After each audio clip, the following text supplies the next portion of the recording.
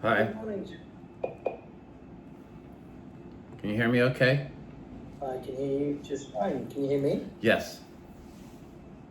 Thank you for finding time to meet. It's a pleasure to meet you, Jack. No problem.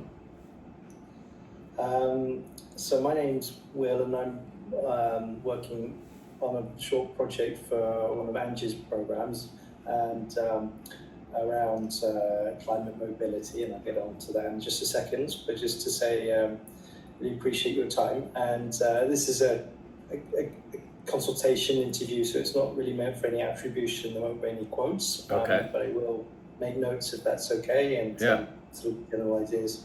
And if you want to, you can quote me. It's all right. I don't mind. Great. Well, thank you. I might write back to you on that later. Okay. Jack, I really appreciate you speaking.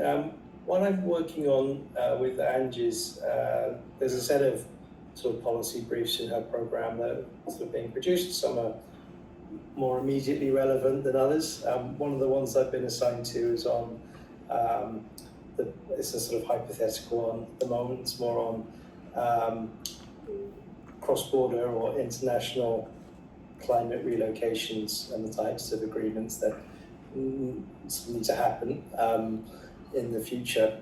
So there's not too much precedent. There are a few references, but one of the things I was hoping to do is to try and learn from other inter-island resettlements that have happened in the Pacific. Obviously some, well, they've all been challenging in their own ways, but I've sort of gone with the spirit that there's a lot to learn from each of them. So I was very keen to speak with people who knew about this in RMI. I guess the second aspect is just to get your thoughts on this. Clearly, RMI is one of the low-lying atoll nations, and it may unfortunately have to face some of these conversations in the coming decades. Hopefully not soon, but it's sea level rise. There may be a need for inter-island relocations or resettlements. So just to get your general thoughts of that. So those are the sort of two purposes. Mostly the first one that I wanted to listen to your thoughts and views on, and thank you very much also for your article. I thought that was a very touching piece. So I know there's a lot of complexity to any discussion, so I just wanted to share that short brief, and welcome if you wanted to ask any questions about it before I perhaps open with asking you to introduce yourself, and I'll ask a question then. Okay. So you want me to introduce myself? Yeah. Were you happy with the overall introduction? Anything else you wanted? Yeah. No. That was perfectly fine. So I'm Jack Niedenthal. I've been in the Marshals for 45 years. And that helps with my expertise, but I don't think that's the main crux of it. I know I have friends here who've been here longer than I have, and they don't know as much as I do. I'm talking about outsiders. And the reason why I know so much, I spent 6 years on the outer islands, 3 years on Namu with no airport, so you got a boat every 5 months. You had to learn the language, very isolated. And then I spent 3 years with the people of Bikini on Kili, which is a totally different experience, but with nuclear victims. I did a lot of interviews with the old men, helped translate for them, things like that. And so I was their advocate for 30 years after that. So that gave me a lot of expertise into the Marshall Islands culture. I also worked with a lot of people's financial issues, so I know them fairly well from that. And also I was the Secretary of Health through the entire pandemic. If you want to learn a lot about people, try being Secretary of Health during a pandemic. Yeah, so I've been through quite a lot. Now I'm back with the people of Bikini trying to, they lost a lot of money through some squandering of the previous local government, so I'm trying to help them rebuild that. We've got a couple lawsuits, one against the United States, one against the previous trustee, so I'm trying to help them get some justice after that happened. But that's where I am right now, and that's where my expertise comes from in terms of being able to talk about people here. Plus, I've been married for almost 38 years, and 5 kids and 8 grandkids, some of them who live with me. So it's 24/7. Congratulations. Yeah. So that's where I'm coming from, just so you know where the expertise is. Yeah, no. Andrew's very, very keen that I meet with you. She has a lot of respect, and I'm sure there's thousands of years of fascinating knowledge and experiences in that. And I'm sorry we only have a sort of 40 minutes or so to get at some of it. But hopefully in the future I'll get a chance to visit and perhaps meet you. Yeah, that'd be nice. I'd love to perhaps open with your experiences and understanding of the Bikini resettlements. Obviously, it's not for climate change, but I think there's things to learn from how that was handled and what was obvious at the time or not obvious, and what became more obvious later in terms of issues or challenges or opportunities for the best outcome of people. So perhaps you could start and just giving me your sort of description of what happened with that resettlement and how it's agreed.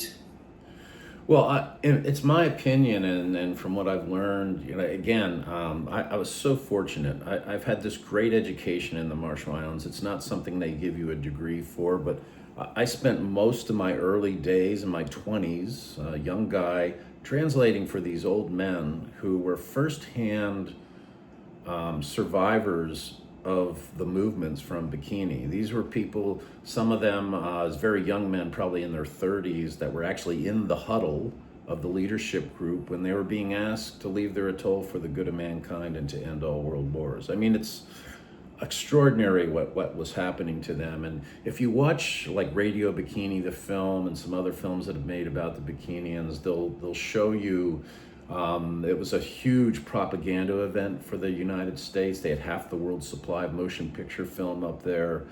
And they were trying to give the impression that these were nomadic people, that they had been moving around and it's no big deal for them to be moved, which was a big lie.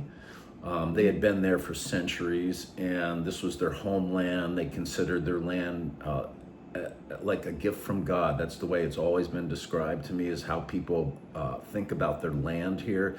It's not land in the Western sense where you buy it and sell it. All my kids and grandkids, it's a matrilineal society, so it doesn't matter if your father is an American or ex-American.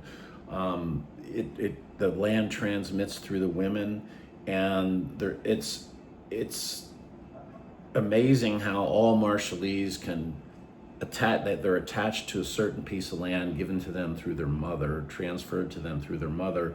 And like I had my grandson up on Bikini at one point, and I could say to him, this big piece of land here, it's yours forever.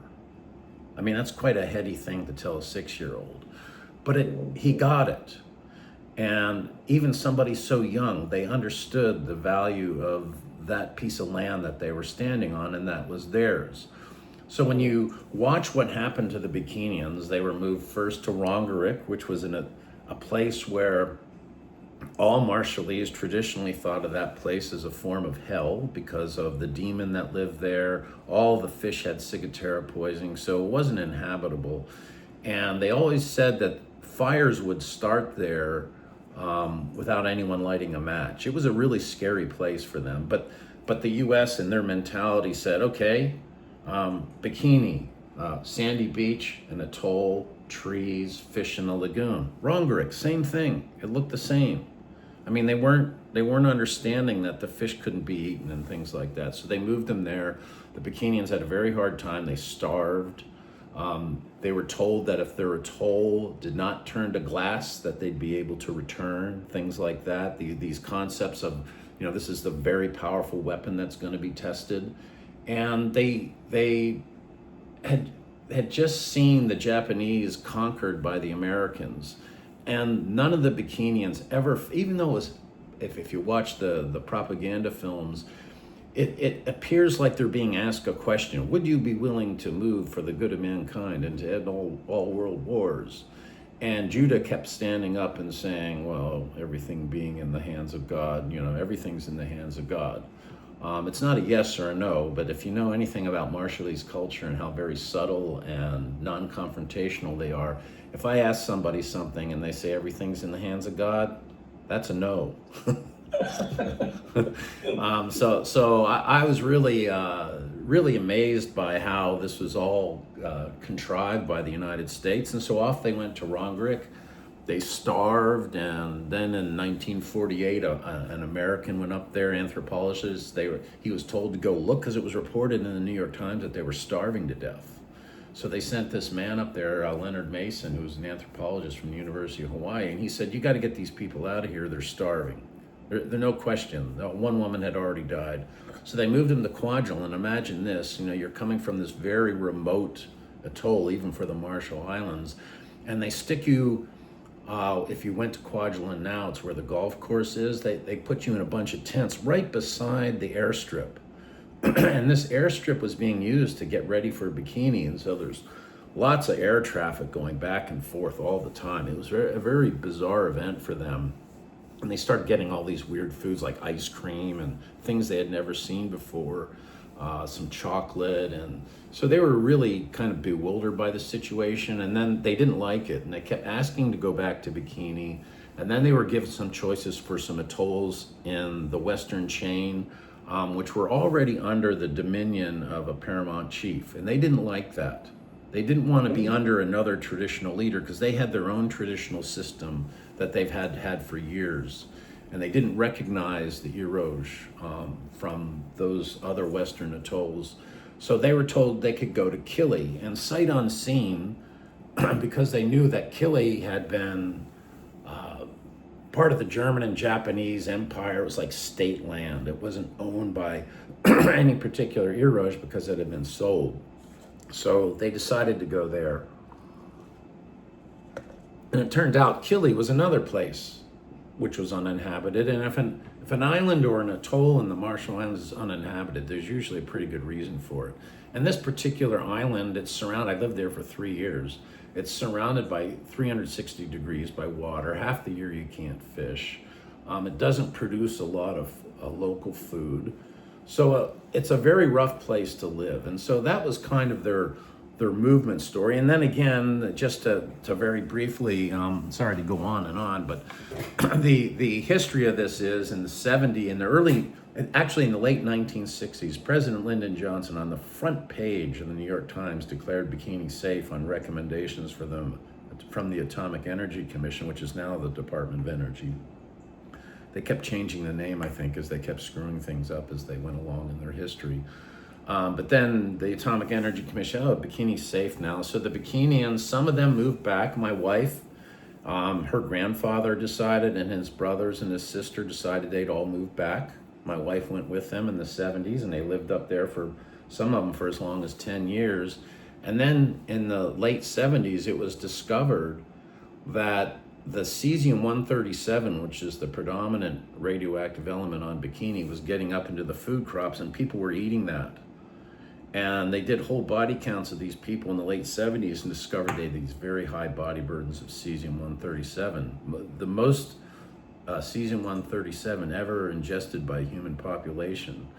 So they moved them off again. The Bikinians didn't want to go back to Kili because the council at the time, when Lyndon Johnson said it was safe, the council decided they weren't going to agree to that, but they wouldn't prevent anybody from moving back. And these old men, my wife's grandfathers, they all went back there because they had huge tracts of land.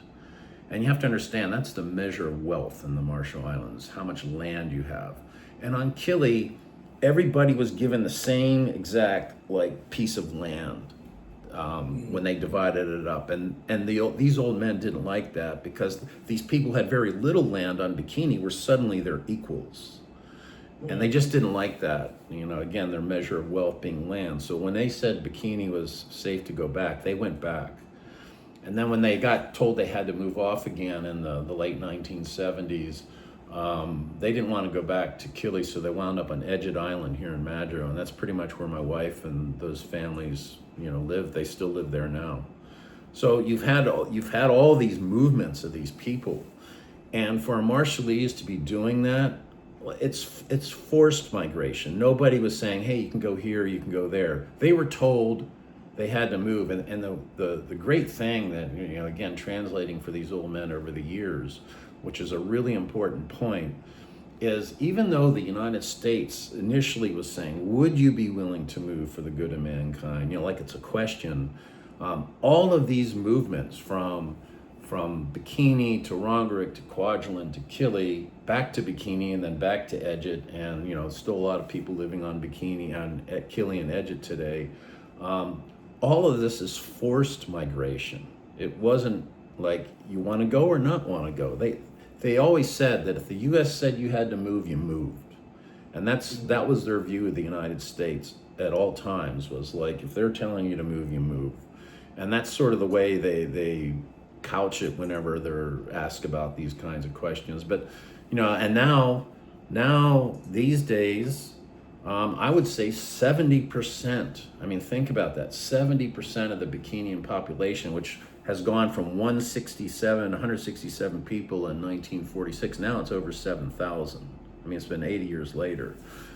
And 70% of those people live in the U.S. They've all out-migrated. The migration out of the Marshall Islands overall I would say almost half the Marshallese population lives in the U.S. now.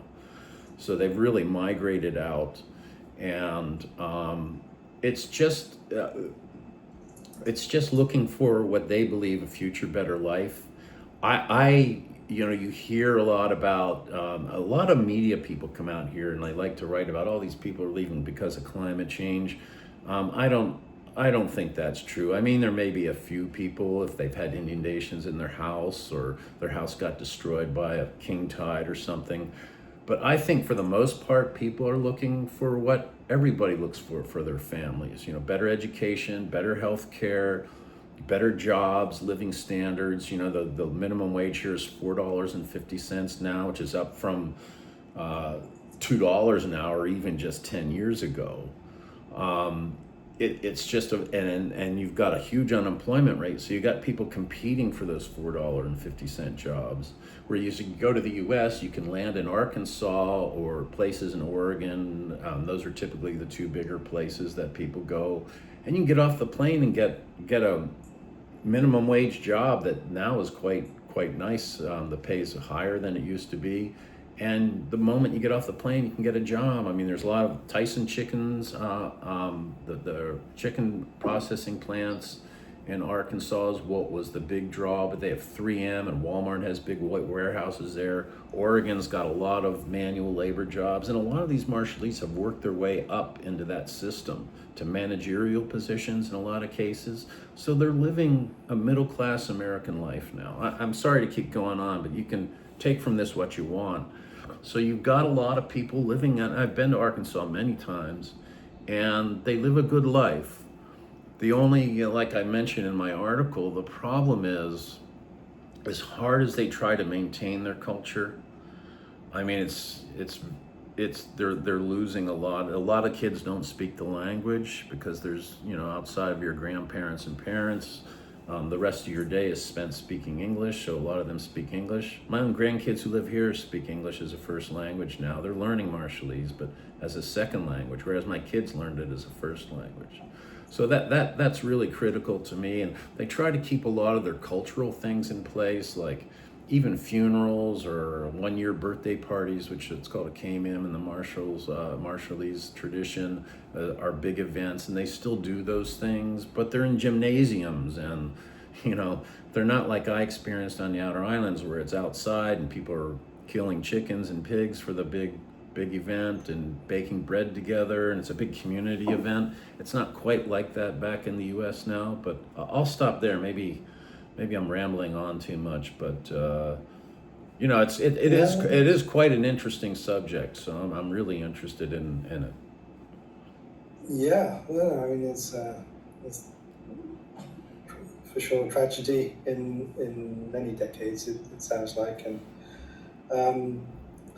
I guess just to come back to a couple of points on it, which and to say what I, apart from being personally curious about everything that's happened there, but for the purposes of this, I'd love to get your thoughts as to what could have gone better, cutting aside whether they should have had to move in the first place question, which sort of out of the control of this, but let's say there was some event that they needed to move.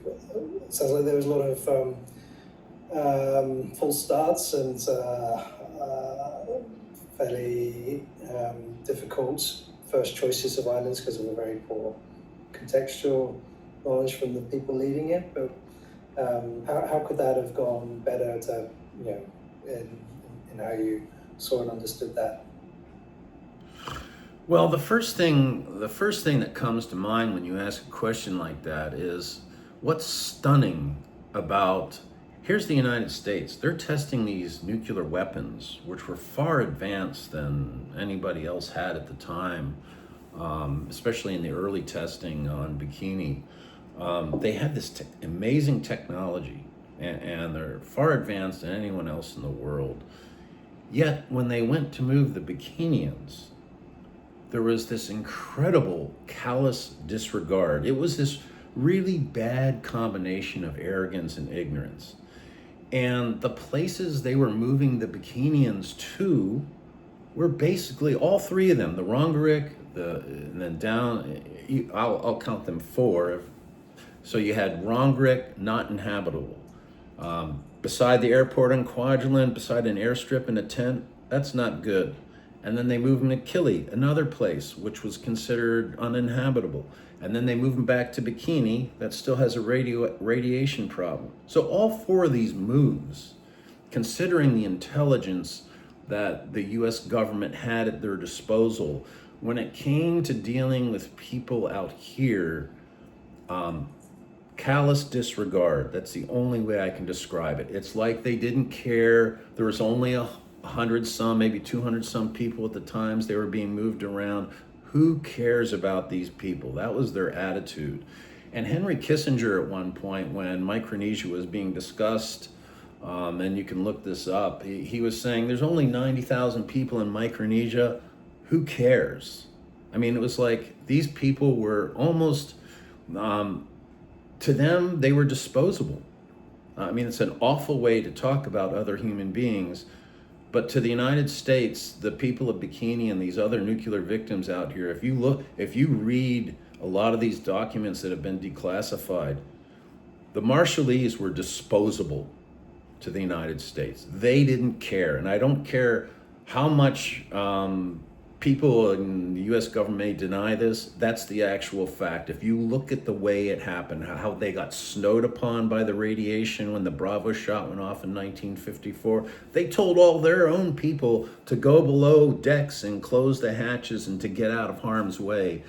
And they knew the wind was blowing to the east in the direction of Rongelap and Utrecht and the Northern Marshalls, and they didn't say a word, not a word. But they told their own people to get out of the way. What does that say to you? They're disposable. They didn't matter.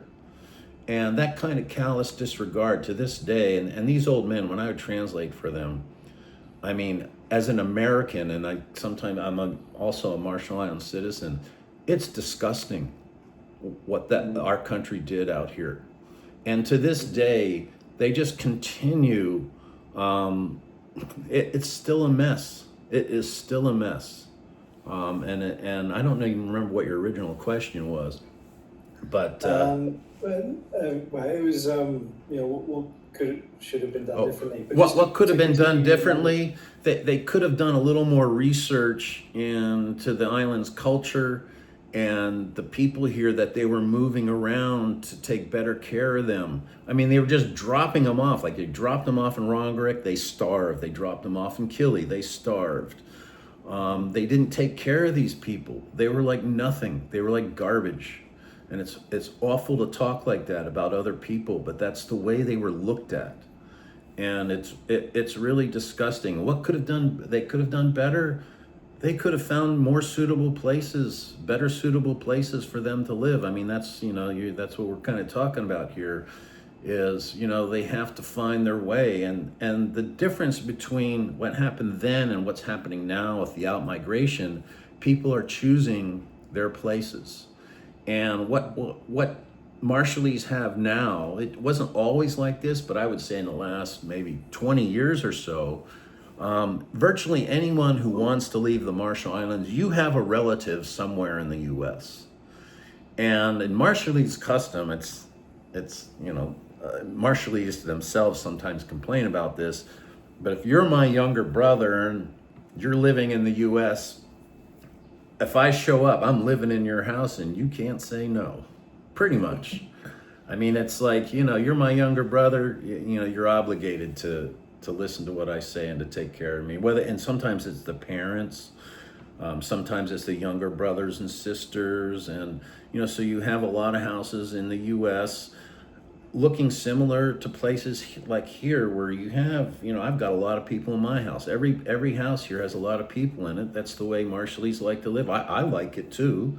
But in the U.S., when you have a house with 15 or 20 people in it, it can sometimes get very intense, and sometimes it's illegal.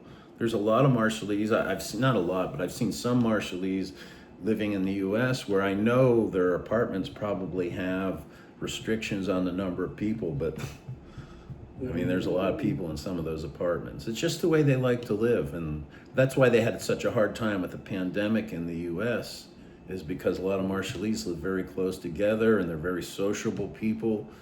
And so they really struggled, especially summer 2020. They had a lot of deaths from COVID, especially in Arkansas. I think there was 37 days in a row where they had a death from COVID, one way or another. And the graveyard was filled with these Marshall Islands flags. It was really sad to watch, especially from us out here where we're trying to prevent it from coming in here. But it gave us a lot of motivation. But they could have done a lot. The answer to the question is they just didn't even think. It was like, didn't matter. People here didn't matter. Okay, yeah. That's quite clear and unfortunate, and I guess very frustrating that it's still the case. Yeah. Just the court cases and so on. Yeah. Can I ask you a question about?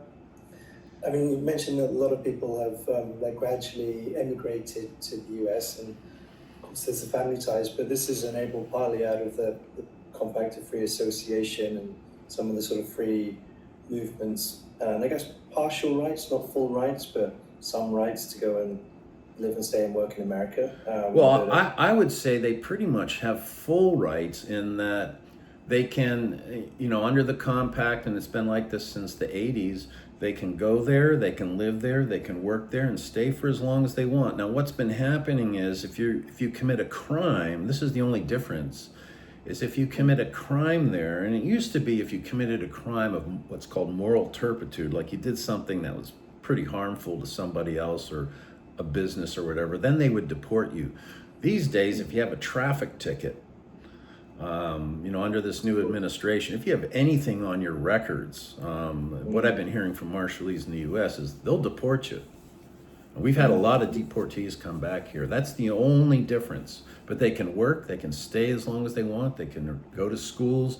They're eligible now for Medicaid, so they're able to get into some of the social programs. Washington State and Oregon are probably the two best places for Marshallese to go to, I think, because they're able to get into their health systems there fairly easy, and they're very well respected in the Pacific Northwest. Islanders in general, I think, are very well respected, better than even in Hawaii. And in Arkansas, they're pretty well respected. I've heard so NPR did a number of specials about the Marshallese and how well they're respected in Arkansas. So, those are places where I think they do pretty well.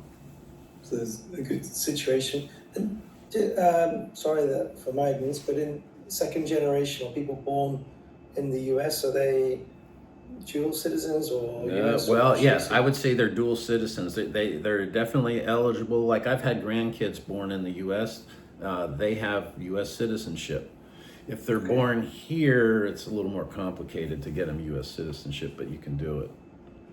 Okay. So in some ways, there's hypothetically again, there's a way that people from the Marshall Islands could go to another country which is sort of less exposed to rising sea levels and other things. Was that the sort of best solution for the time? Would people have wanted to look at other options, staying in the Pacific and closer islands, or is there's sort of lots of other social and economic reasons why that was a better arrangement? Well, it wasn't the purpose; it was agreed, but just to think through some of the Yeah. options ahead. Well, interestingly enough, the reason why I was hired by the Bikinians in 1984, and this is before the first compact was passed. Well, it was passed by them, but not in place. They were going to buy a huge tract of land in Maui, and they hired me to teach English, not just to the kids in the school, but also to the adults, to get them ready for this move to Maui. And what wound up happening, and they were going to move en masse. They were going to leave Kili behind. Everybody was going to leave. And that was the intent. And when they went and had a community meeting with these people in Maui, now you have to understand that Hawaii has their own immigration issues. Hawaii, I hate to say it like this, but it's one of the most racist places I've ever seen. And I know that from firsthand issues that my daughter faced as a Micronesian there. I'm talking about if you're a Micronesian especially. And I think it comes from Hawaii is a huge melting pot of people. They've had Samoans and Chinese and Japanese and Portuguese and all kinds of different ethnic groups move into there. So here they were, and this is very early on before there was a lot of outmigration from the Marshall Islands, in fact, very little at all. And here they were in 1984, and they go to talk to this community on Maui in a community meeting. And one person after another from the Maui community stood up and basically said, "We don't want you here. We don't like this at all. Don't come." And it kind of freaked out the Bikini leaders, and they said, "Look, if they don't want us to come and they're so angry about it, we're not going." And that big tract of land wound up being a golf course. Some Japanese bought it. And so that didn't work out. And they looked at other places. There was a place somewhere in FSM, I can't remember the name of it was like an atoll. They were thinking about buying that. And in the end, once the first compact went through and people realized, it built up over time. I think one guy, there's an origin story about the first guy to ever go to Springdale, Arkansas, and he gets off the plane and he works, and they realize, hey, this guy doesn't need any papers. They had a lot of issues in these manual labor jobs in that area of the country where they had illegal labor, like Mexicans who were not citizens of the US and probably shouldn't be working anywhere, but they were using people like that and getting in trouble. Well, here these Marshallese are that can work legally. And so they're like, wow, do you have any brothers or cousins? And so pretty soon it just started. First there was 2, then 4, then 8, then 16, and now there's probably 12 to 15,000 Marshallese living in Springdale, Arkansas, in that area. So it just built up over time, and like I said before, you could just get off the plane and get a good job, and people, I visited early communities in Oklahoma. That was before even Arkansas. There were a lot of Bikinians living in Oklahoma, and I was really surprised at how, they go in. I go with them to the supermarket, and they at that time, kind of speak in their broken English, and they were treated with just such to me, a great amount of respect by some of these people working in these places. I thought, wow, this is really interesting. I think they can make it here. I was so afraid for them, being, some of the racism in the South, and I was really kind of worried about that because they're, generally dark-skinned people. Not all the Marshallese are dark-skinned, but I was thinking, oh man, they're going to face all this racism. But and they do face some of that, but in a general sort of way, they're treated with a lot of respect, and they really like the idea that these Marshallese are in this workforce. So it became a really good thing for them. And the same thing happened in Oregon, and there's a lot of Marshallese in like Iowa and Missouri now, and not so much back east, but they're just really assimilated pretty well into these communities, and now they've been there for a couple generations. So everybody knows, like I said, everybody has a relative. Everybody has expertise there in how to work the systems. Like when my daughter went there to have a baby in 2020, there were people there that told her how to get into the system. the medical system there, and they helped her work that out. So there's expertise in all these communities now that enable people to assimilate much better. Mm-hmm. Well, fascinating on that. I mean, I'm showing the importance of social acceptance, and in some ways that's kind of counterintuitive. I guess I would have thought or hoped that Hawaii was welcoming to other islanders, but maybe that's Hawaii. Just when it comes to Micronesians, my daughter, when she went to college there, she would call me in tears sometimes because of the way she doesn't look Micronesian, because she's had an American father and my wife has some Japanese blood. So she doesn't look Micronesian, so she would often hear conversations in front of her where people are talking about Micronesians, not understanding that she was one. Right. And it was devastating for her to hear people talk like that. I mean, awful stuff, even on the radio sometimes. And so Hawaii has a real issue there. I think there's a lot of racism against it, all kinds of people back and forth. Yeah. I'm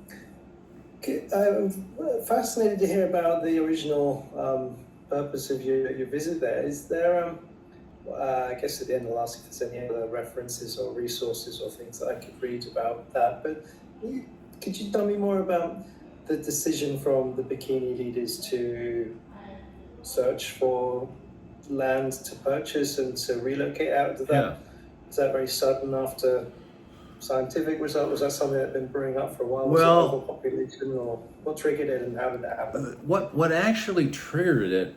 They always didn't like Kili. They considered it Kili Islands. Like I said, it was 360 degrees, surrounded by water. Half the year you couldn't fish. A lot of starvation went on there. A lot of really rough times. So they always wanted out, and that wasn't their place. That wasn't not their land. And every once in a while, even now, people living on Edgett or Kili hear someone talk about, hey, that used to be our land, we want it back. And even though the U.S. has given them quick claim deeds to Kili and on Edgett, they're allowed to stay there as long as they can't go back to Bikini, which may be forever. So they're inhabiting these places that belong to other people, and they didn't like the feeling of every once in a while someone saying, hey, that's not yours, but you're there, and we want something for it. It was really disheartening to them. So what triggered the initial thought of movement was when they got their initial resettlement trust fund, 1982, which was $20.6 million, and suddenly they had some money.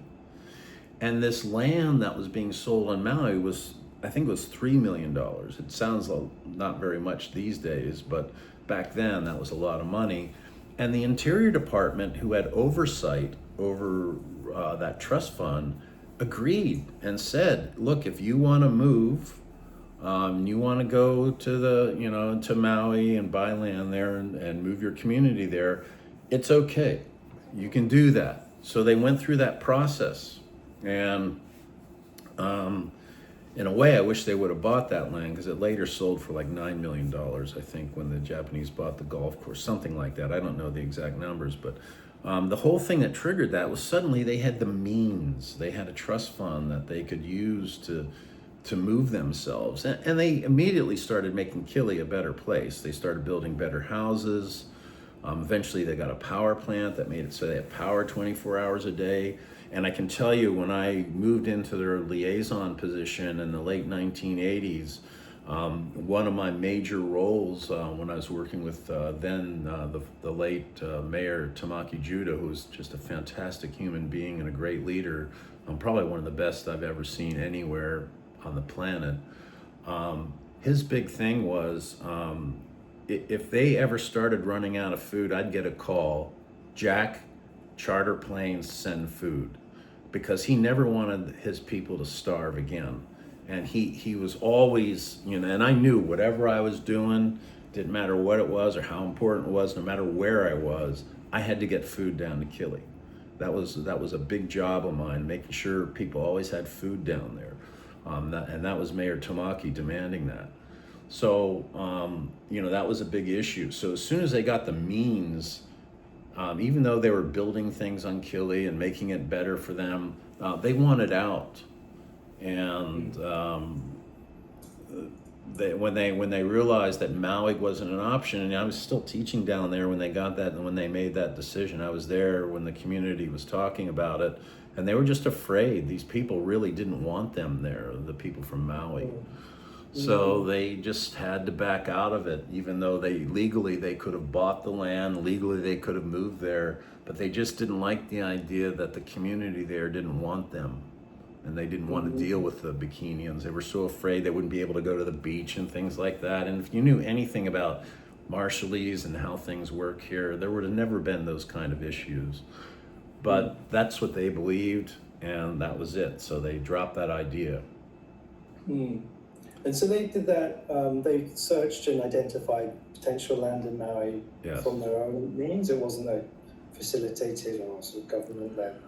Well, they had the person who had my job before me, named Ralph Waltz. He was heavily involved in that. Their attorney, Jonathan Weiss, Call, the U.S. Interior Department people were helping with it. So they had people who, Ralph was married into the community to a Bikinian woman like I am.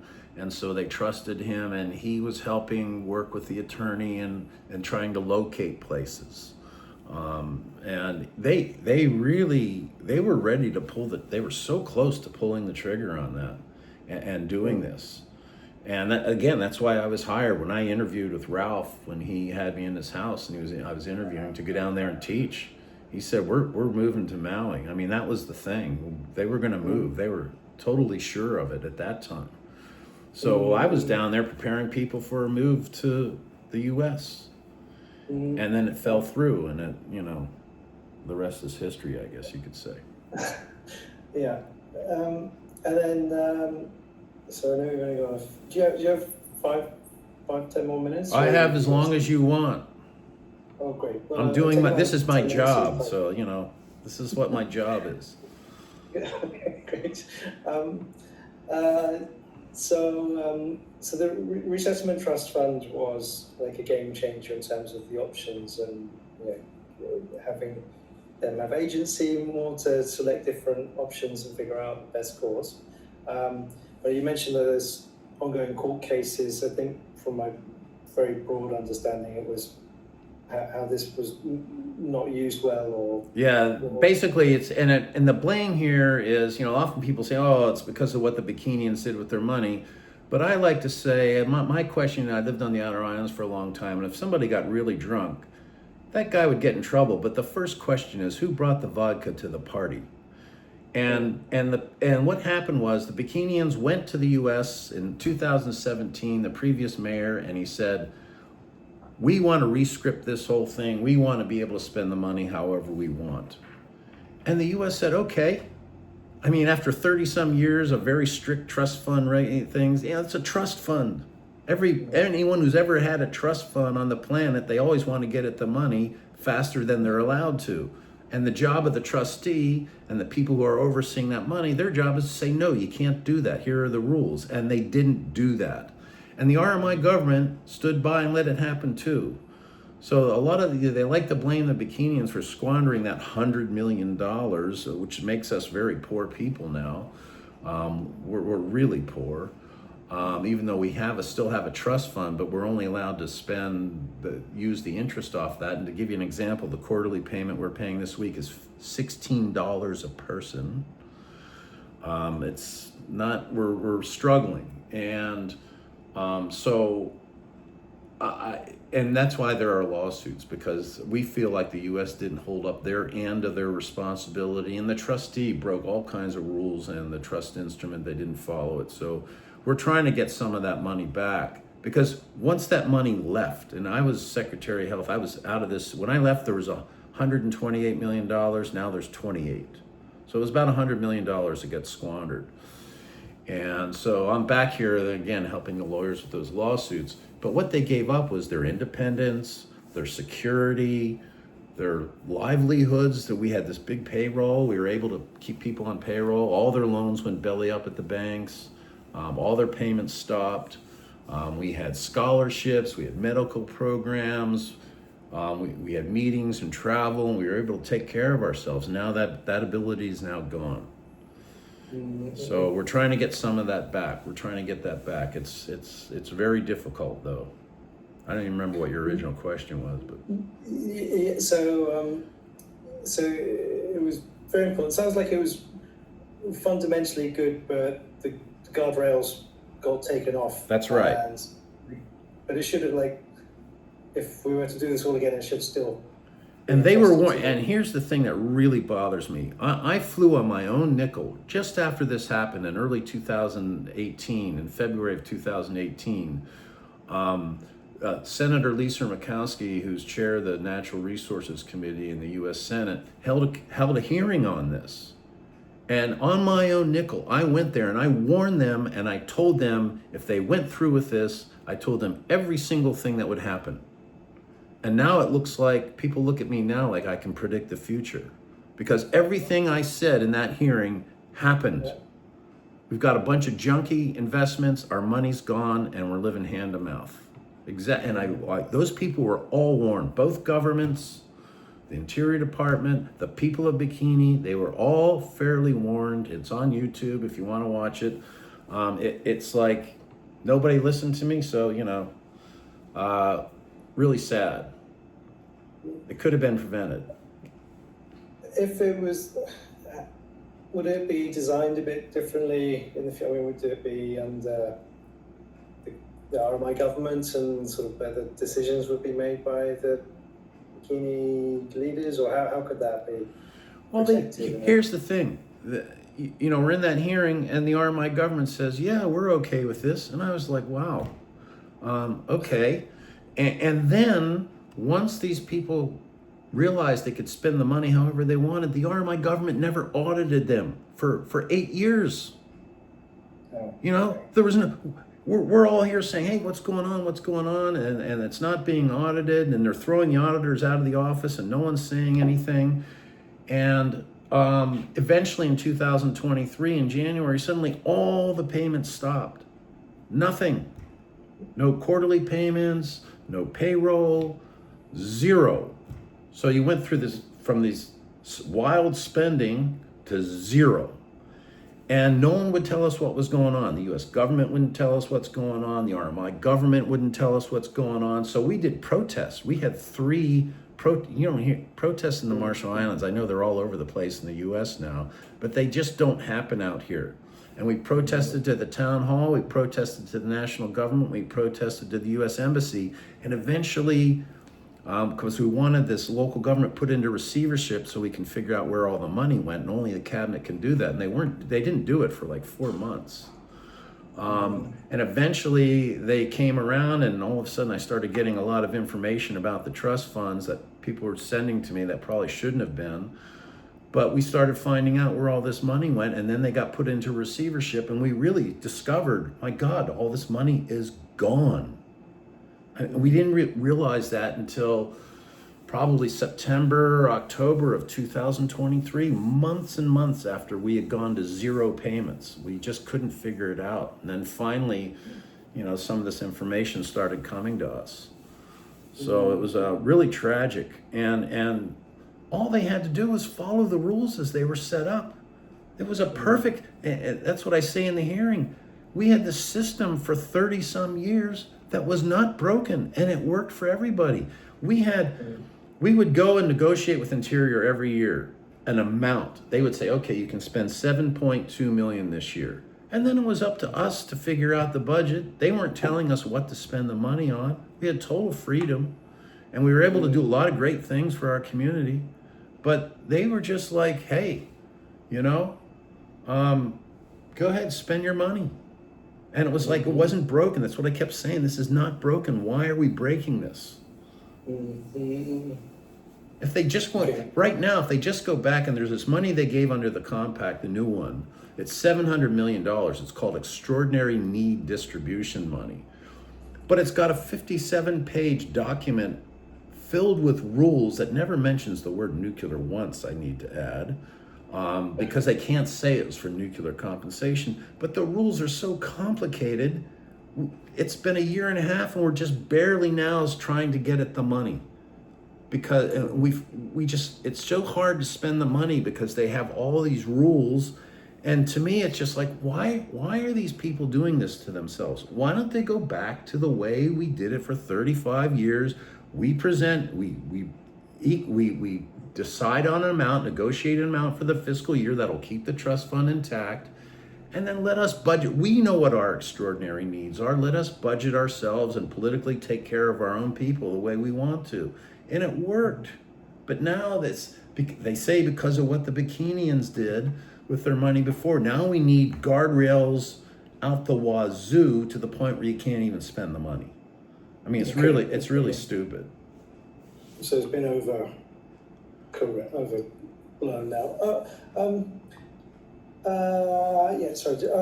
I guess one of my last questions, Jack, is on your article, and there's talked a lot about the nuclear legacy and that, but there's clearly a difficult projection if you look at the next century in terms of sea level rise and what that may mean. Not necessarily the next 20, 30 years, but in a few generations' time. What's your view of the state of discussion of different islands, Naramai, about leaving or not? So your article touched on things like, is there still a huge place attachment and sort of polarizing views to an extent, but where is the state of discussion about sea level rise and the need to relocate or resettle? Well, I really admire, there's a lot of people here, I'm not going to mention them all because there's quite a few, and most of them are young people really fighting this thing and trying to get the world to, reduce the levels of carbon and to try to get things so we don't go underwater. And it's a fight that you just have to do.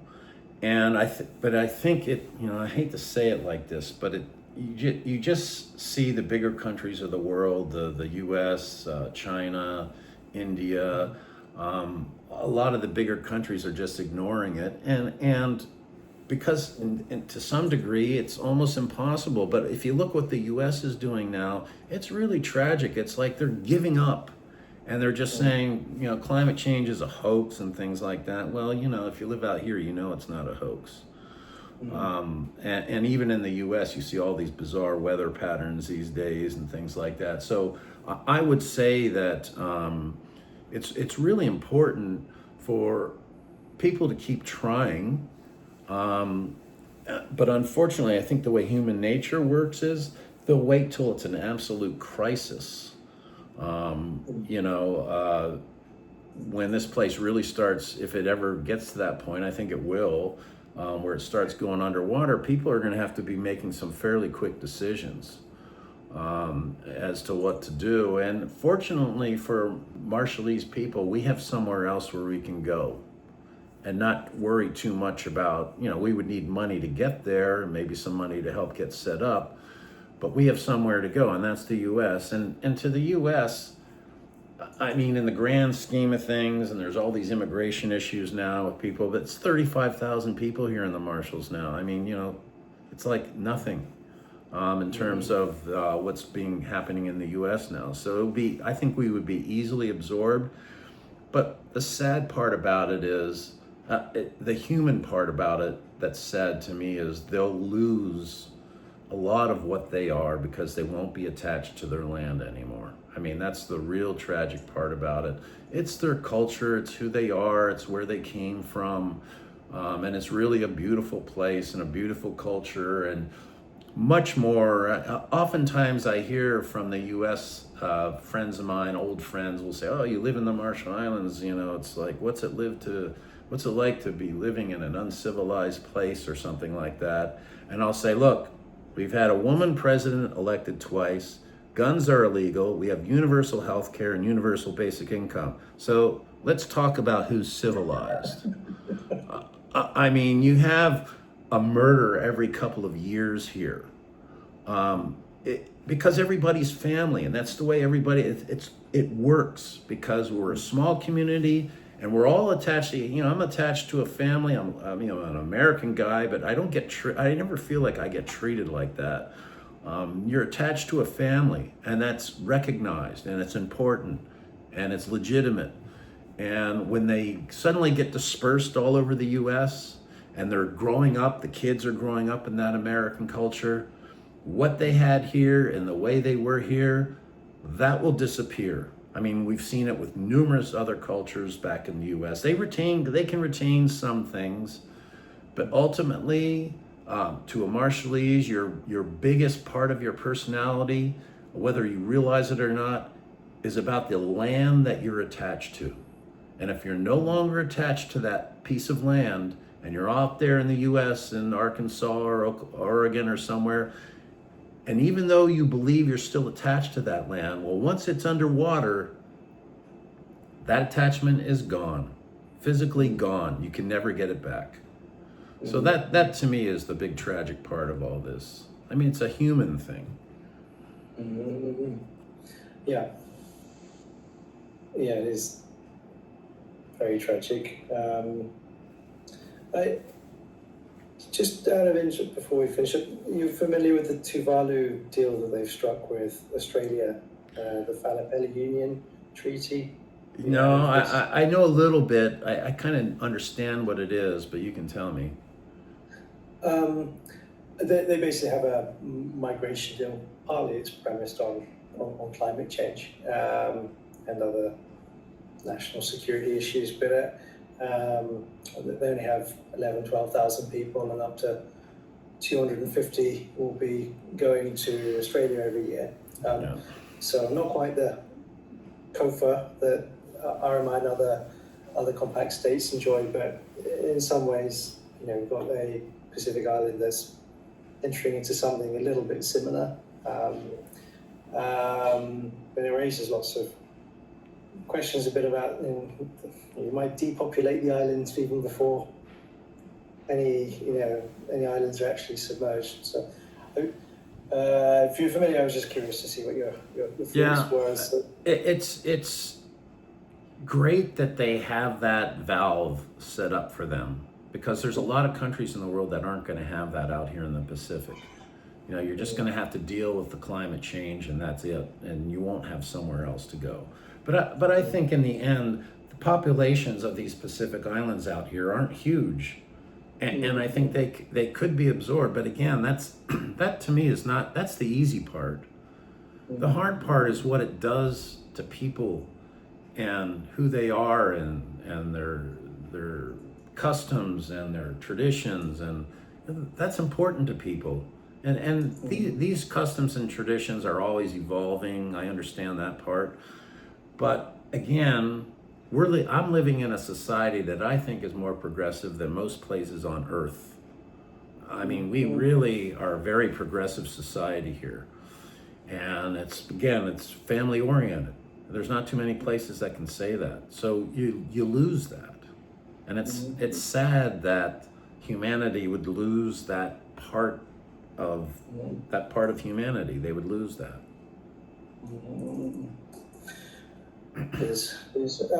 Well, Janice, you've been really generous with your time.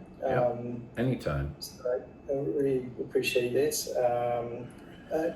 Is there any recommended readings on that original potential move to Maui or other places? There's not a lot. I wrote about it in my book, For the Good of Mankind. It's on Amazon, but there's not a lot about that. There were some newspaper articles that I have somewhere that I scanned. I'd have to dig in deep and find them.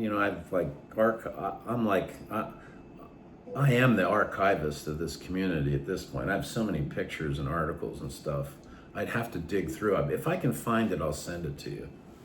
Yeah, is online versions of the there might be. It was reported in the Hawaii newspapers about this idea, so that you might be able to find some things, but it's back in the 80s when they weren't digitizing everything, so I don't know. It might be out there. I'll look up your book. I mean, that also sounds like a good thing to cite from, because that's a really interesting case in how this has gone about, because there aren't many cases where it's been considered all community led. There are a few like Kiribati and Tuvalu at the end of the colonial era, but Yeah. not heard about that. So Okay. I'd love to. I might ask you one or two questions after I read through your book. Anytime. This is, like I said, this is my job.